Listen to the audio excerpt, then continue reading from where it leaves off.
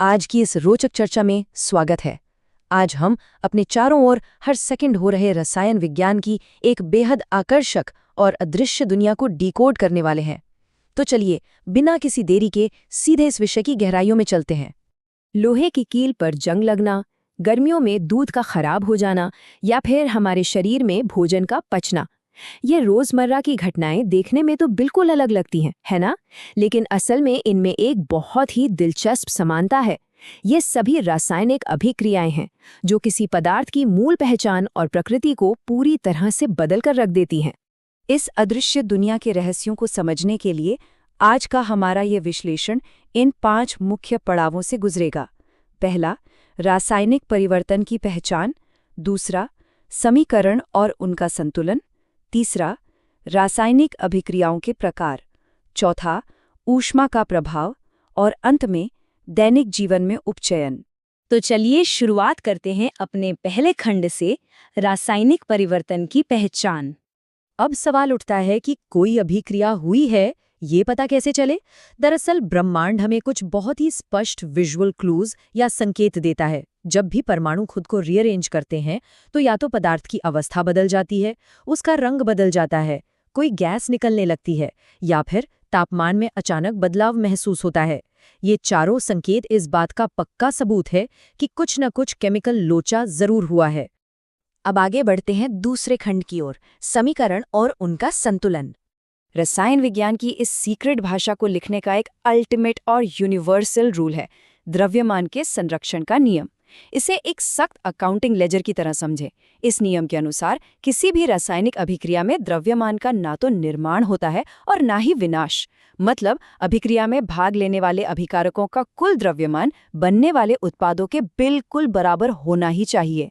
दोनों तरफ परमाणुओं की संख्या का बैलेंस होना बहुत जरूरी है। और इसी बैलेंस को बनाने के लिए काम आती है हिट एंड ट्रायल विधि। लोहे और पानी की अभिक्रिया को ही ले लें। ये बिल्कुल एक पजल सॉल्व करने जैसा है। सबसे पहले सूत्रों के चारों ओर बॉक्स बनाए जाते हैं ताकि उनके अंदर कोई छेड़छाड़ ना हो।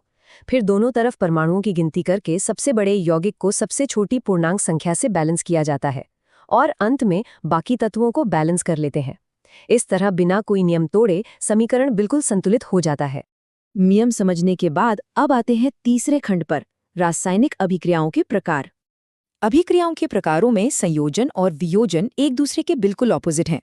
संयोजन यानी कॉम्बिनेशन में 2 या 2 से अधिक अभिकारक जुड़कर एक सिंगल उत्पाद बनाते हैं, जैसे बिना बुझे चूने में पानी मिलाना। वहीं वियोजन यानी डीकॉम्पोजिशन में एक अकेला अभिकारक टूटकर कई छोटे छोटे उत्पादों में बिखर जाता है। और हाँ, इस टूटने की प्रक्रिया के लिए अक्सर ऊष्मा, प्रकाश या बिजली की जरूरत पड़ती है। इसके बाद आती है विस्थापन अभिक्रिया। इसे एक तरह का केमिकल टेकओवर कह सकते हैं। इसमें एक ज्यादा ताकतवर यानी अधिक क्रियाशील तत्व किसी कमजोर तत्व को उसके ही यौगिक से धक्के मार के बाहर निकाल देता है। ठीक वैसे ही जैसे एक लोहे की कील कॉपर सल्फेट के विलयन में से कॉपर की जगह ले लेती है। द्विविस्थापन अभिक्रिया में मामला एक कदम और आगे चला जाता है।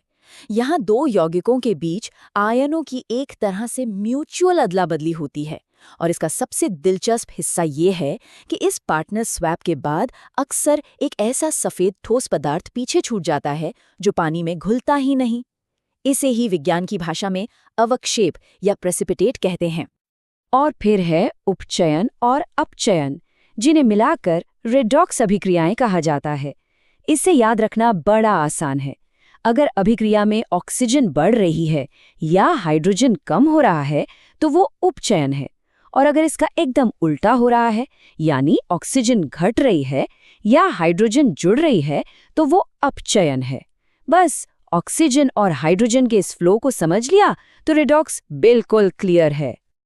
अब चलते हैं चौथे खंड की तरफ, ऊष्मा का प्रभाव। हीट एक्सचेंज या ऊष्मा के लेन देन के आधार पर भी अभिक्रियाओं को 2 स्पष्ट श्रेणियों में बांटा जाता है। कुछ अभिक्रियाएं उत्पाद बनाने के साथ साथ ढेर सारी गर्मी भी बाहर छोड़ती हैं। इन्हें ऊष्माक्षेपी या एक्सोथर्मिक कहते हैं। प्राकृतिक गैस का जलना इसका एक बढ़िया उदाहरण है। वहीं दूसरी ओर कुछ अभिक्रियाओं को चालू रखने के लिए लगातार ऊष्मा या ऊर्जा सोखनी पड़ती है, जिन्हें ऊष्माशोषी या एंडोथर्मिक कहा जाता है। और अब आखिरी और 5वां खंड, दैनिक जीवन में उपचयन। देखते हैं कि ये सब हमारे आसपास कैसे असर डालता है। एक बहुत ही क्रूशियल पॉइंट ये है कि ऑक्सीजन और नमी सिर्फ नए पदार्थ नहीं बनाते, बल्कि ये धातुओं के लिए एक साइलेंट किलर का काम भी करते हैं। इसी वजह से संक्षारण या करोजन होता है। जब धातुएं हवा, नमी या एसिड के संपर्क में आती हैं तो वे धीरे धीरे गलने और नष्ट होने लगती हैं। लोहे पर वो लाल भूरा जंग लगना या चांदी के गहनों का काला पड़ जाना इसी संक्षारण का सीधा सीधा नतीजा है। चिप्स के पैकेट खोलते ही कभी ये सोचा है कि इसके अंदर इतनी सारी हवा क्यों भरी होती है? वो आम हवा नहीं बल्कि नाइट्रोजन गैस होती है। दरअसल जब तेल और वसा वाले खाने के पदार्थ हवा की ऑक्सीजन के संपर्क में आते हैं तो वे उपचायित होकर विकृत गंधी हो जाते हैं। मतलब उनका स्वाद और महक दोनों ही अजीब से हो जाते हैं। पैकेट में भरी कम सक्रिय नाइट्रोजन गैस उसी तेल को ऑक्सीडाइज होने से बचाती है। इस विश्लेषण को खत्म करने से पहले एक बेहद ही प्रोवोकेटिव विचार पर गौर करते हैं। हम जानते हैं कि शरीर में ऊर्जा बनाने के लिए ग्लूकोज ऑक्सीजन के साथ टूटता है और इस प्रक्रिया में ऊष्मा और ऊर्जा बाहर निकलती है। तो क्या इसका मतलब ये हुआ कि रसायन विज्ञान सिर्फ किसी लैब की टेस्ट ट्यूब तक सीमित नहीं है, बल्कि हम जो हर एक सांस ले रहे हैं वो असल में एक ऊष्माक्षेपी रासायनिक अभिक्रिया ही है जो हमें जिंदा रखे हुए है? इस कमाल की तथ्य पर जरूर सोचिएगा। आज की इस चर्चा में जुड़ने के लिए बहुत बहुत धन्यवाद।